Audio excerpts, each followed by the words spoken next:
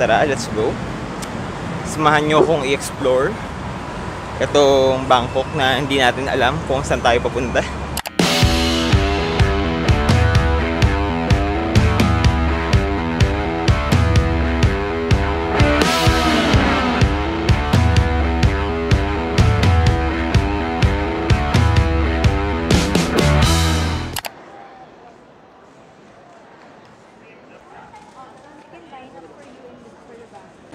What's up guys? Welcome to the vlog. As you can see, nandito na naman tayo sa NAIA Terminal 3 and palipad tayo, this time international. As you can read sa title nitong vlog, we're bound for Bangkok. I'm actually going there for official trip pero sisingitan natin ng konting lakwatsa pag mga downtime. So yeah. Actually nakapag-check-in na ako online pero we'll just drop our baggage. Nakadaan na rin ako sa travel tax counter ng CESA. Actually, exempted tayo kasi we're on an official trip. Kaya, I got my travel tax exemption. So, yeah.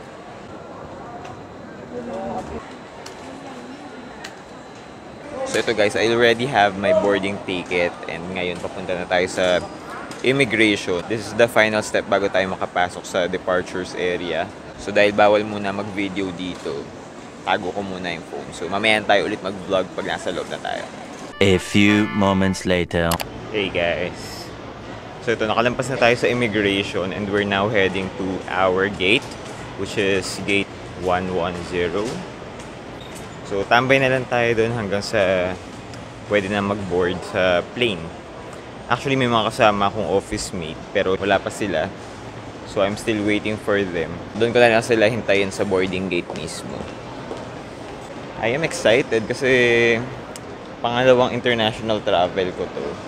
And sa Thailand ulit. I am excited na makita finally ang Bangkok kasi last time that we traveled, dumaan lang tayo sa Suvarnabhumi Airport. This time, lalabas tayo sa Bangkok. Alright, let's just head to our gate now. So actually guys, medyo nagugutom na ako kasi dinner ko, anong oras na ba ako kumain? Maaga ako kumain kasi maaga ako natulog. Kaya ngayon, gutom na ako. So, let's look for a place to eat muna siguro bago tayo mag-settle dito sa ating gate. So, check natin. Hopefully, may mga murang kainan lang dito. So, ikot tayo. Gusto ko lang kape. So, let's look for kape.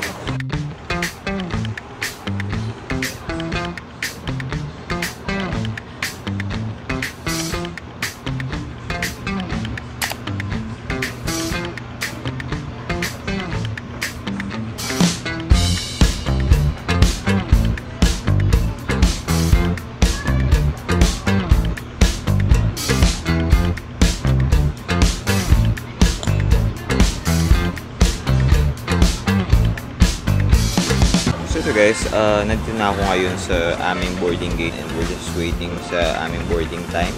Actually, napakaaga pa. It's only 4:35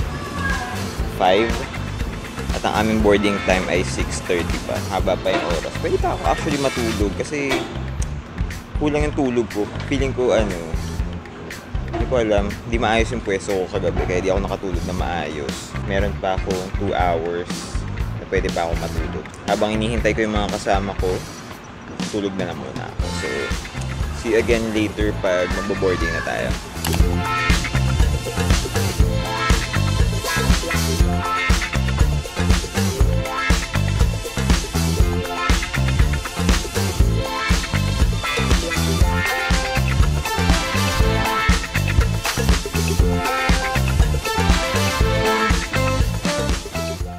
3 hours later.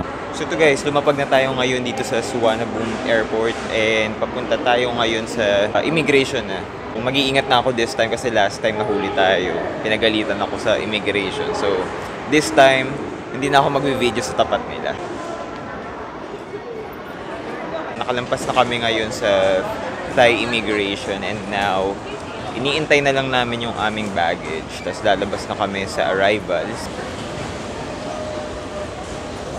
So there, ayun, nakalabas na tayo ngayon dito sa arrivals area ng Suvarnabhumi Airport.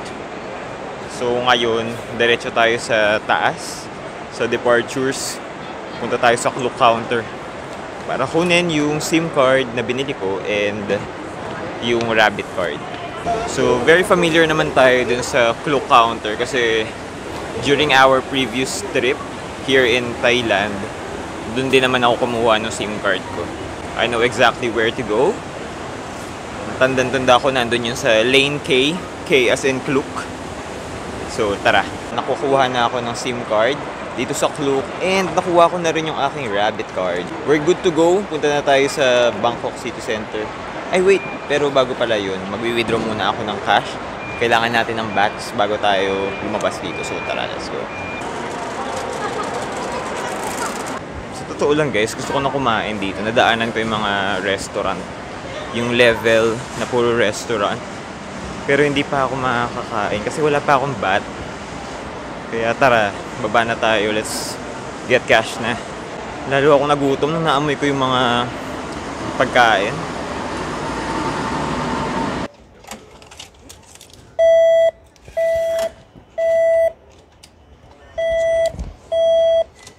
So guys, ito, naka-withdraw na ako ngayon. Meron na tayong bats.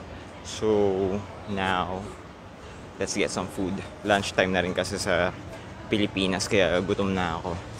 Ang local time dito ay 11 o'clock.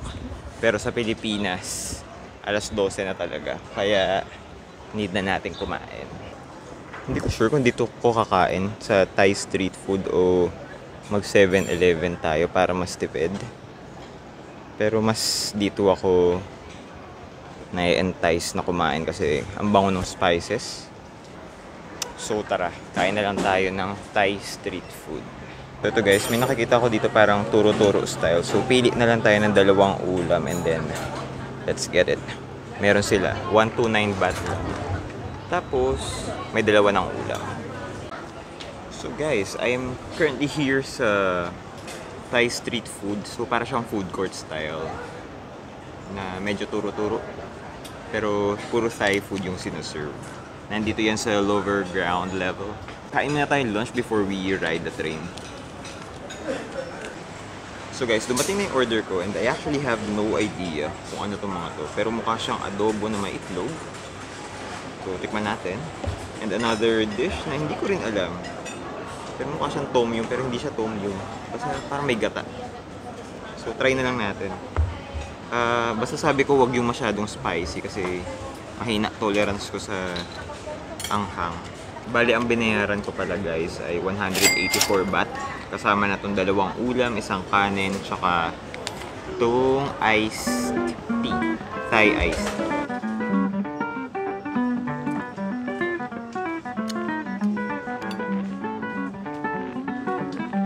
So guys, natikman ko na itong mukhang tom yum soup. Sabi ni ate, mild spice lang daw. Pero nung tinikman ko, gumuguhit na siya sa lalamunan. Grabe. Iba talaga level ng spiciness dito sa Thailand. Pero masarap siya. So ito siya.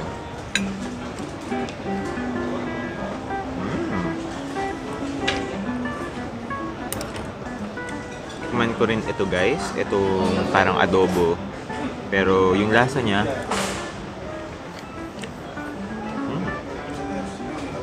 lasa siyang,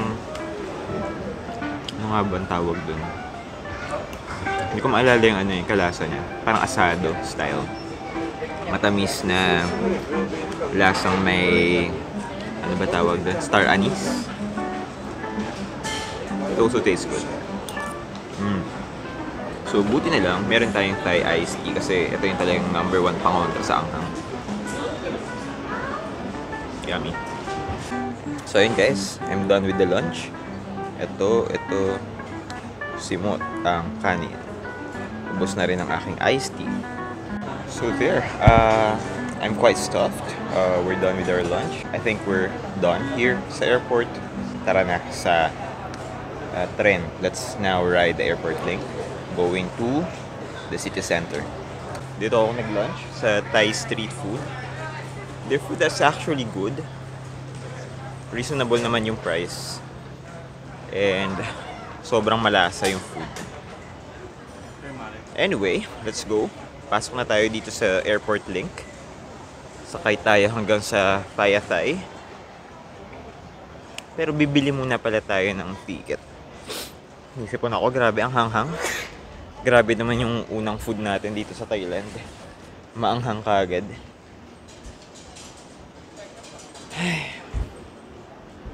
Okay, let's get our ticket na. So earlier, bumili ako ng rabbit ticket sa Klook. Pero kasi hindi siya gumagana dito sa Airport Link. Kasi yung rabbit ay para lamang sa BTS na train line. Itong Airport Link tsaka yung MRT, separate lines sila kaya hindi gagana yun dito.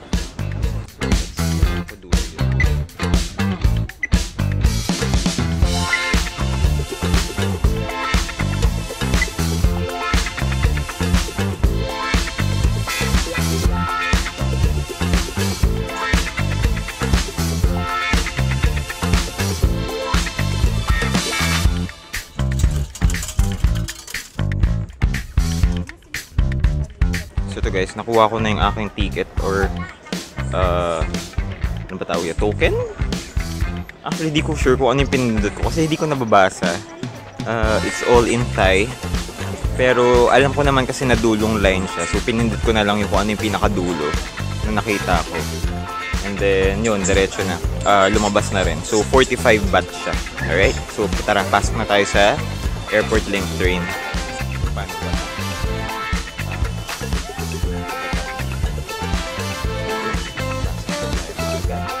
I actually have no idea kung saan ako pupunta. Sinusundan ko lang yung flow ng tao. Saka sinusundan ko lang din kung ano yung kutob ko na feeling ko tama. So, tara. This is my first time to ride this train. Kasi last time, hindi naman tayo lumabas dito sa Bangkok. Hindi natin naabutan yung isang train. So, itantay na lang tayo ng next train. So, dito tayo magagaling sa A1 station. Papunta tayo sa Durong Station which is sa Payatay. And then from Payatay, lakad na lang tayo papunta sa hotel.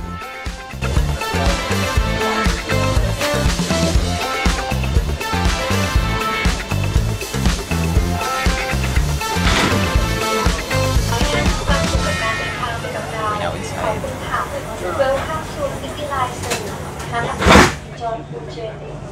Parang galit naman yung pinto. Since yung bababaan natin ay Dulong Station naman, we don't need to worry na baka ma-miss natin kasi yun nga, kung ano yung end point, dun tayo bababa.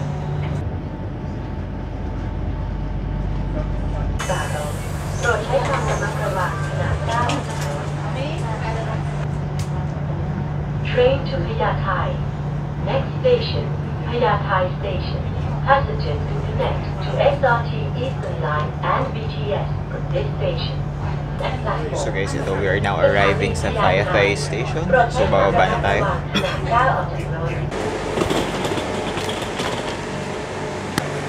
So we are now here sa Payatay Station. And syempre di ko alam kung saan tayo bababa kasi first time ko dito. Pero yeah, sundan lang natin yung flow ng tao.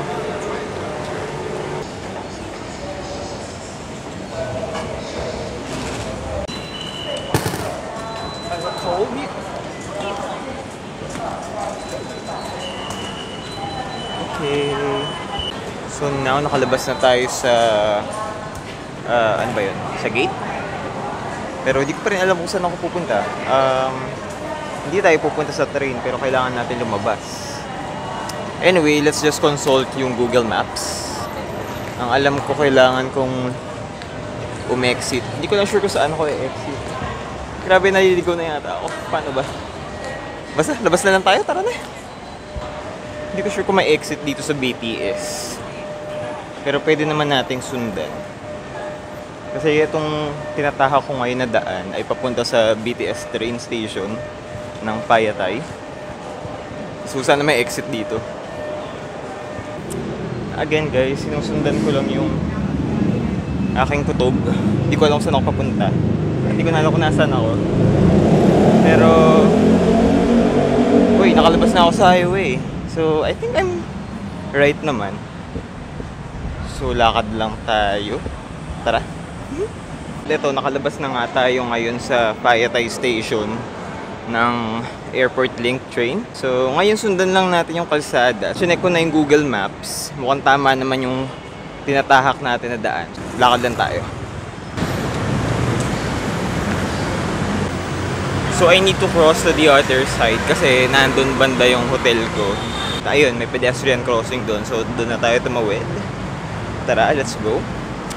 Samahan nyo akong i-explore itong Bangkok na hindi natin alam kung saan tayo papunta. Again guys, this is my first time sa Bangkok. Kaya medyo kinakain ako ng lugar na to. Hindi ko alam kung saan ako papunta.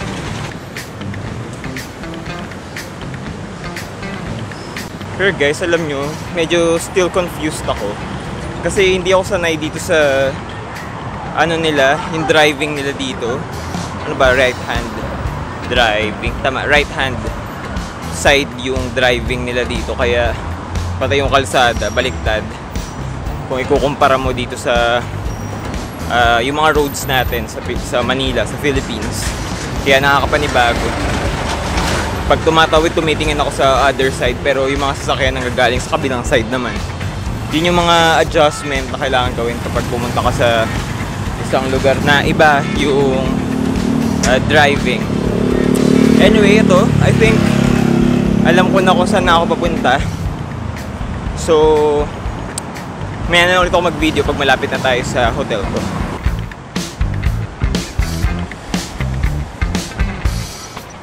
So, yung neighborhood guys dito sa Phayatay area, it's giving a parang Makati vibe. Oh, parang Makati Ortigas vibe yung feels dito. Maraming matataas na building, tapos maraming tulay, may malalawak din na sidewalk. So, yeah, maganda itong lugar na to. Kahit nasa foreign country ako ngayon, yung vibes parang Pilipinas pa rin talaga. So, hindi siya sobrang overwhelming na nakaka-culture shock. Kasi, pati yung climate, ang init-init din. Parang Pilipinas lang talaga.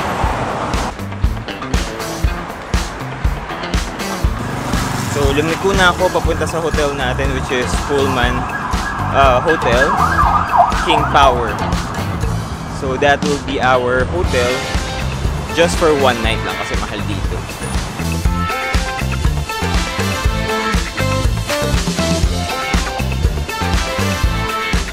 Only